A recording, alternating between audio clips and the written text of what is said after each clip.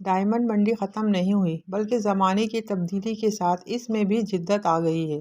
ہیرا منڈی میں کیا ہوتا تھا؟ کوئی عورت اپنی بیٹی یا کسی کی بیٹی کو نچوا کر پیسے کماتی تھی، پیسے والے لوگ عیاشی کر کے گفٹنگ کرتے تھے، پیسے اچھالتے تھے۔ دیکھیں، معاشرتی رویے وقت کے ساتھ بدلتے رہتے ہیں اور پرانی برائیاں نئی شکل میں سامنے آ رہی ہیں۔ ماضی میں مخصوص علاقوں میں خواتین کو ناچ گانے کے لیے پیش کیا جاتا تھا اور یہ عمل عموماً ایک عورت کے ذریعے ہی کیا جاتا تھا، جہاں پیسے والے افراد اپنی عیاشی کے لیے خرچ کرتے تھے۔ آج یہ کام جدید ٹیکنالوجی اور سوشل میڈیا کے ذریعے کیا جاتا ہے۔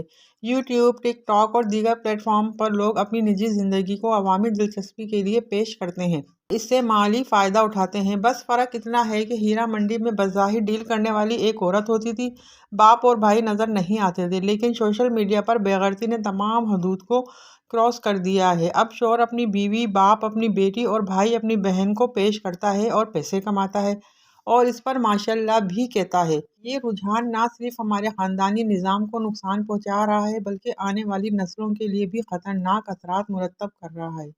سوشل میڈیا کے ذریعے فیملی بلاگرز نے ہماری ثقافتی شناخت اور اخلاقی اقدار کو شدید نقصان پہنچایا ہے، جو ہمارے معاشرے کے لیے ایک المیہ ہے۔ فیملی بلاگرز ہمارے معاشرے کا وہ ناسور ہیں جو آنے والی نسلوں کو تباہ کر رہے ہیں۔